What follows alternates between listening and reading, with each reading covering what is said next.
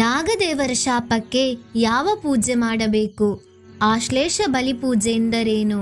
ಸರ್ಪವು ಯಾವ ನಕ್ಷತ್ರದ ದೇವತೆ? ಈ ಎಲ್ಲ ಪ್ರಶ್ನೆಗಳಿಗೆ ಉತ್ತರವನ್ನು ಈ ವಿಡಿಯೋದಲ್ಲಿ ತಿಳಿಯಲಿದ್ದೇವೆ. ಎಲ್ಲರಿಗೂ ಪ್ರೇರಣಾ ಚಾನೆಲ್ಗೆ ಸ್ವಾಗತ.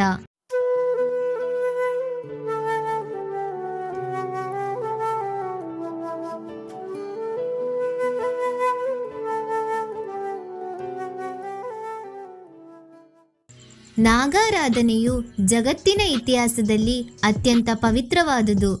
ನಾಗರ ಪಂಚಮಿಯಂದು ನಾಗದೇವತೆಗೆ ತಂಬಿಲ ನೀಡುವಲ್ಲಿಂದ ತೊಡಗಿ ಅಷ್ಟಪವಿತ್ರ ನಾಗಮಂಡಲದಂತಹ ವಿಶಿಷ್ಟ ಆರಾಧನಾ ಕ್ರಮಗಳವರೆಗೆ ಅವರವರ ಶ್ರದ್ಧಾಭಕ್ತಿ ಆರ್ಥಿಕ ಸ್ಥಿತಿಗತಿಗಳನ್ನು ಅವಲಂಬಿಸಿ ನಾಗಾರಾಧನೆಯನ್ನು ನಡೆಸಿಕೊಂಡು ಬರಲಾಗುತ್ತಿದೆ.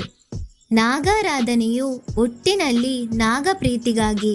ಆದರೆ ನಾಗಾರಾಧನೆಯ ಒಂದು ಅಂಗವಾದ ಆಶ್ಲೇಷ ಬಲಿ ಎಂಬುದು ನಾಗದೇವತೆಗೆ ಸರ್ಪ ಸಂಕುಲಕ್ಕೆ ಮಾನವನಿಂದ ಒದಗಿದ ಹಾನಿ ಅಥವಾ ಅಪಚಾರದ ದೆಸೆಯಿಂದ ಉಂಟಾದ ಸರ್ಪಶಾಪದ ಪರಿಹಾರಾರ್ಥವಾಗಿ ನಡೆದು ಬಂದಿದೆ.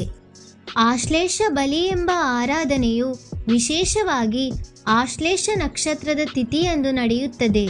ಪಂಚಮಿ ಅಥವಾ ಷಷ್ಠಿ ತಿಥಿ ಇದ್ದರೂ ಈ ಆರಾಧನೆಗೆ ಪ್ರಶಸ್ತವೆಂಬ ನಂಬಿಕೆ ಇದೆ. ಆಶ್ಲೇಷ ನಕ್ಷತ್ರವು ತಾರಾಮಂಡಲದಲ್ಲಿ ಗುರುತಿಸಲಾದ 27 ಮಹಾನಕ್ಷತ್ರಗಳಲ್ಲಿ 9ನೆಯದು. ಜ್ಯೋತಿಷ್ಯ ಶಾಸ್ತ್ರದಂತೆ ಪ್ರತಿ ನಕ್ಷತ್ರಕ್ಕೂ ಒಂದೊಂದು ನಕ್ಷತ್ರ ದೇವತೆ. ಆಶ್ಲೇಷ ನಕ್ಷತ್ರದ ನಕ್ಷತ್ರ ದೇವತೆಯು ಸರ್ಪ. ಮಾನವನಿಂದ ನಾಗನಿಗೆ ಹಾನಿ ಮತ್ತು ತೊಂದರೆಗಳಿಗೆ ಹಾಗೂ ನಾಗದೇವತೆಯ ಅನುಗ್ರಹಕ್ಕಾಗಿ ನಾಗನಿಗೆ ಬಲಿ ಅಥವಾ ಆಹುತಿ ನೀಡುವ ಮೂಲಕ ನಡೆಸುವ ವಿಶೇಷ ಆರಾಧನೆಯೇ ಆಶ್ಲೇಷ ಬಲಿ. ನಾಗನು ಕೃಷಿ ಪ್ರಧಾನ ದೇವತೆ. ಸಕಾಲದಲ್ಲಿ ಮಳೆ ಬೆಳೆಗಳನ್ನು ಅನುಗ್ರಹಿಸುವಾತ. ಸಂತಾನವಿಲ್ಲದೆ ಕೊರಗುವವರಿಗೆ ಸಂತಾನ ಭಾಗ್ಯ ಕರುಣಿಸಬಲ್ಲ ಮಹಾಮಹಿಮ. ರೋಗ ರುಜಿನಗಳನ್ನು ತಡೆಯಬಲ್ಲ ವಿಶ್ವವೈದ್ಯನೀತ. ಆದುದರಿಂದ ಸರ್ಪಗಳಿಗೆ ಹಾನಿಯುಂಟು ಮಾಡಿದವನಿಗೆ ಸರ್ಪಶಾಪದಿಂದ ಕಷ್ಟ ಕಾರ್ಪಣ್ಯಗಳು ಸತತವಾಗಿ ಬಾಧಿಸುತ್ತಲೇ ಇರುತ್ತವೆ ಎಂಬುದು ನಂಬಿಕೆ. ಕಶ್ಯಪ ಮಹರ್ಷಿಯ 13 ಮಂದಿ ಪತ್ನಿಯರಲ್ಲಿ ಕದ್ರು ಎಂಬಾಕೆ ಸರ್ಪಗಳ ಮಾತೆ. ಅವಳ ಮಕ್ಕಳಲ್ಲಿ ತಕ್ಷಕ ವಾಸುಕಿ ಪ್ರಧಾನರು. ಅನಂತ, ಮಹಾಶೇಷ, ಕಪಿಲ, ನಾಗ, ಕುಳಿಕ, ಶಂಖಪಾಲ, ಭೂಧರ, ತಕ್ಷಕ, ವಾಸುಕಿ ಇವರು ನವನಾಗರೆಂದು ಪ್ರಸಿದ್ಧರು. ಇವರಲ್ಲೇ 52 ಮಂದಿ ಸರ್ಪಶ್ರೇಷ್ಠರು. 16,000 ಪ್ರಕಾರಗಳ ಸರ್ಪಗಳು ಇವೆ ಎಂದು ಬ್ರಹ್ಮಪುರಾಣದಲ್ಲಿ ವರ್ಣಿತವಾಗಿದೆ. ಸರ್ಪಶಾಪ ಬರುವುದು ಹೇಗೆ?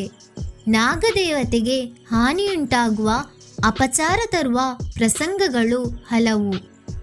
ಈ ಜನ್ಮದ ಪೂರ್ವಜನ್ಮದ ಜನ್ಮಾಂತರಗಳ ಜೀವಿತಾವಧಿಯ ವಿವಿಧ ಅವಸ್ಥೆಗಳಲ್ಲಿ ಮನಸ್ಸು, ಮಾತು, ಶರೀರ, ಕರ್ಮೇಂದ್ರಿಯ ವ್ಯಾಪಾರಗಳಿಂದ, ಶರೀರದ ಅಂಗಾಂಗಗಳಿಂದ, ಅರಿಷಡ್ವರ್ಗಗಳ ದೆಸೆಯಿಂದ ತಿಳಿದೋ ತಿಳಿಯದೆಯೋ ಓರ್ವ ವ್ಯಕ್ತಿ, ಆತನ ಕುಟುಂಬಸ್ಥರು ಪೂರ್ವಜರಿಂದ ನಡೆದ ಸರ್ಪವಧೆ, ದಂಡದಿಂದ ಹೊಡೆಯುವಿಕೆ, ಹುತ್ತಗಳ ಅಗೆತ, ಸರ್ಪಗಳ ಮೊಟ್ಟೆಗಳ ನಾಶ, ವೃಕ್ಷನಾಶ ಅಥವಾ ಇಂತಹ ದುಷ್ಟಕೃತ್ಯಗಳಿಗೆ ಪ್ರೇರಣೆ ನೀಡುವುದರಿಂದ ಸರ್ಪಶಾಪ ಉಂಟಾಗುತ್ತದೆ.